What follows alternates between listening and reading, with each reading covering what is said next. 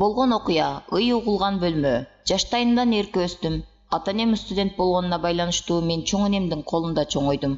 Кийинчерээк ата-энем окууларын бүтүп барышып, мектепке мугалим болуп иштеп калышты. Мени бир туугандарың менен чогуу өс дегенине карабай, чоң энемдин жанынан кетпей койдум. Акыры тажаштыбы тим коюшту. Мектепте жакшы окуган окуучулардын катарында болуп, тырышып жакшы окудум. Бирок өтө эрке айтканын бербеген өжөр элем. Мектепти аяктап Борборго окууга барам деп туруп алдым. Чоң энем жанынан чыгаргысы келбейт. Чоң атамдын көзү өткөндөн бери мени жанынан чыгарган эмес. Кечке ыйлап айтканынан кайтпаган мени акыры тажаганда Борборго чоң энем өзү алып келди. Өзүнүн сиңдисинин уул келине мени табыштап кетти. Окууга өттүм. Атамдын бөлөсүнүн үйүндө жашап калдым. Негедир жеңеме жакпадым. Агам келгенде андан жакшы киши жок. Көзүмдү карап калат. Ал жокто кагынып силкине берет. Бала болуп мындай кагынып силкүүнү көрбөгөн жаным жаман болуп жүрдүм. Бир күнү өз апама телефондо сүйлөшүп ыйладым. Ал жатаканага чыгып ал деди. Чоң энем көнбөйт десем, сен көндүр, сабактарга жетишпей жатам деп калпайт деп үйрөттү. Туура көрдүм. Эртеси чоң энем менен байланышып, жатаканага чыкпасам сабактан жетишпей жатам дедим. Кыйылып жатып макул болду. Кийимдеримди алганы бардым. Атамдын бөлөсү каршы чыкты. Жок, группалаштарым менен бирге сабак окуйм дедим. Акыры көндү. Кетип жатканында жеңе өлө сүйүндү. Келип тур дейт. Макул деп коштошуп чыгып кеттим. Өзүм эңсеген жатаканага да чыктым. Бирок бир жаман жери жыл ортолоп калгандыгына байланыштуу бөлмө жетишпей, мен 5-курстун студенттери менен жашап калдым. Улуулар менен жашап жатканымды айтып налысам, группалаш 2 кызым да 5-курстар менен жашап тажаганын айтып кейип кепчишти. Биз өзүбүзчө жашагыбыз келип, бош бөлмө издей баштадык. Акыры мен жашаган кабаттын эң четиндеги бөлмө бош болуп, ошол бөлмөнү алдык. Кийимдеримди көчүрүп жатсам, "Айжан, кайсыл бөлмөгө чыктың?" деп бөлмөлөштөрүм сурап калышты. Эң четки бөлмөгө. Эң четки баары жабыла сурашты. Ооба, дайыма жабык турчу эле го. Ошону сага бердиби? Эжелер ишенгирбей сурашты. Ооба, башында бербей коюшту эле. Мен ректорго арыз жазып жүрүп алдым, деп эрдемсийм. Ошентип ал жактагы калган буюмдарымды алып чыгып кеттим. Жаңы бөлмөгө көчүп келип, үчөөбүз чыргап калдык. Терезенин алдына Айсара жайланышты. Андан бери Чолпон, анан мен четки кроватта эледим. Кенен дем алып ашканага барып, үчөөбүз бирге тамак жасап, кечки тамакты көңүлдүү жеп жатып калдык. Түнү уктап жатсак, Айсара кыйкырып баарыбызды ойготту. Жаман түш көрсө керек деп кайра уйкумду уладым. Мен негизи уйкучумун. Эртең менен туруп сабакка жөнөдүк. Айсаранын оозу толгон учук чыгып, ал сабакка барбай бөлмөдө калды. Чолпон экөөбүз сабакка жөнөп кеттик. Сабактан чыксак, аталаш агам мени күтүп туруптур. Көрүп, кубанганымдан кыйкырып жибердим. Чоң энем экөө келгенин айтты. Чоң энем сиңдисинин үйүндө экен. Чолпонго жатаканага барбашымды айтып коюп, чоң энемди көздөй суу койдум. Чоң энеме эркелеп 2 күн сабакка барбадым. Чоң энемдерди узатып коюп, мен 3-чү күнү сабакка барсам, Айсара менен Чолпон сабакка келбей жатканын айтышты. Мугалим өзүңөрчө бөлмөгө чыгып чардап, сабакка келбей жатсаңар керек деп налыды. Сабактан чыгып бөлмөгө бардым. Экөө тең жок. Аларды күтпөй тамак жасадым. Чоң энем алып келген базарлыкты столго коюп күтсөм келишпеди. Түн киргенче күтүп, тамак ичип жатып калдым. Катуу уктап кеткен экенмин, бирөөнүн онтогунан ойгонуп кеттим. Көзүмдү ачтым, эч нерсе жок. Түшүм го деп кайра уйкуга сүргүдүм. Бирөөнүн ыйлаганынан кайрадан чочуп ойгондум. Бөлмөдө менден башка эч ким жок. Бирок кыз баланын жалынып сураган ыйлаганы кадимкидей жакын эле жерден угулду. Туруп жарыкты жактым. Жүрөгүм оолугуп туруп алды. Түнкү саат 2. Келме келтирип коюп, кайрадан уйкуга баш койдум. Бирөө муунткандан ойгонуп кетсем, жанымда чачы жайылган, бети кан аралашып бир кыз турат. Алышып, түртүшүп эшикке качып чыктым. Андан аркысы эсимде жок. Ооруканадан өзүмө келдим. Оозум толгон учук, бетим таанылбайт. Көрсө коридорго бетим менен кулаган экенмин. Бети башымдын баарысы көк ала. Айсара менен Чолпон мени көргөнү келиптир. Экөөнүн тең үрөйү учуп алган. Эмне болду деп сурап коюшат. Болгон окуяны төкпөй чачпай баяндап бердим. Жиндисиң го, биринчи ый угулганда эле качпайт белең дешти. Түшүм го дегем дедим. Биз биринчи түнөгөн күн эле мага сезилген деп Айсара кеп салды.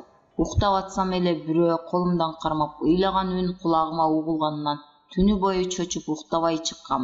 Эртеси эжемин үйүнө кетип калгам. Сабактан келсем, сен кетип калыпсың. Чолпон сөз баштады. Чарчап келип уктап кетиптирмин. Турсам күнү кеч болуп калыптыр. Экөөңдөн болсо дайын жок. Жумуртка куруп жеп уйкум келбей көпкө сабак окудум. Түн бир окуумда жаздыкка баш койдум. Катуу уктап калган экенмин, кроваттын термелгенинен ойгондум. Бирөө ыйлап жаткандай үн угулду. Коркуп кетип сыртка качып чыктым. Чолпон сөзүн аяктагыча куратор Асылкан эжей келип калды. Кандайсыңар, жакшы?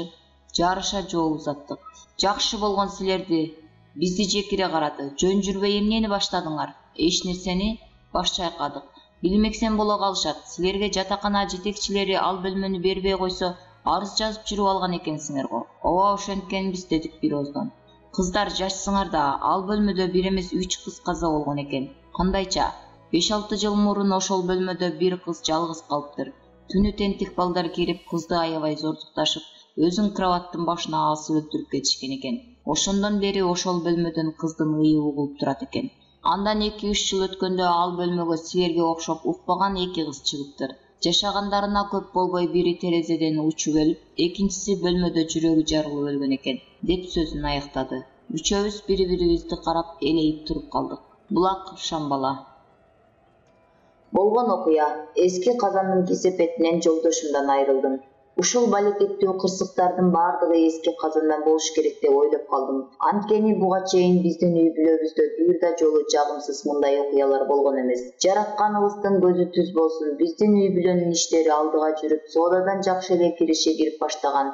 Бул жактан дүңү менен товар алып Казакстанга, Россия тараптарга, точкаларга өткөрүп, ошондон пайда түшүрүп турчубуз. Адегенде майда нерселерден баштап жумасына 1000 сом түшүп отурса да, ошого да тобо деп жашачубуз. Анан уламдан улам ишибиз алдыга илгерилеп, башка жактан кардарларды, жакшы точкаларды таап, ошолорго дүңү менен оптом өткөрүп, биз менен байланышкан кардарлардын саны күндөн күнгө көбөйүп бараткан. Тыным жок, үйгө да түнөбөй калганбыз. Анткени киреше жакшы түшө баштаган. Дайыма тобо кылам, үй ичиндеги оокаттарыбызды жакшыртып, жаңыртып алдык. Анан жеңил машинелүү болдук. Андан соң эски үйүбүздүн жанына 2 кабат кылып үй салып да үлгүрдүк. Канчалык чуркап иштеген сайын ишибиз да илгерилеп, соодабыз жакшы жүрүп, күнүмдүк жашообуз да өз нугу менен өтүп жатты. Өзүбүз менен өзүбүз болуп башкаларга кедерги, тоскоолдук деле жасаган жокпуз. Бизге жамандык каалаган, көрө албаган адамдар деле болгон эмес. Анан күтүлбөгөн кырсыктардын баардыгы ушул эски казандан болдубу деп ойлоп коем. Аны сатып алганга чейин иштерибиз жакшы эле жүрүп жатпады беле. Казакстандан товарларымды өткөрүп, соода кылып, жаңы эле кайтып келгем. Жаңы товар издеп базарда жүргөм. Анан эле базардын сыртында майда барат соода жасап, эски уску буюмдарын сатып жаткан уйгур чалга алаксый түшүптүм бир азга. Анын алдында эски тамак бышырган казан туруптур. Анча чоң эмес, кичине да эмес. Үйгө көбүрөөк конок келгенде жеңил тамак бышырганга ылайыктуу экен. Үйдө ушундай казандын жоктугунан чоң мискейге тамак жасачубуз көп келген конокко. Ушундай казан болсо деп ичимден ойлоп кыялданып койчумун. Ошол дал эле мен ойлогон казан алиги уйгур чалдын алдында турат. Шашып бараткам. Ошентсе да ага бир аярлай казандын баасын сурап калдым. Ал ушун эле күтүп тургансып, мага чап кенедей жабышты да калды. Сатып ал. Эски болсо да жеп-жеңил, сонун казан. Ичинде мунун пайдасы тиет.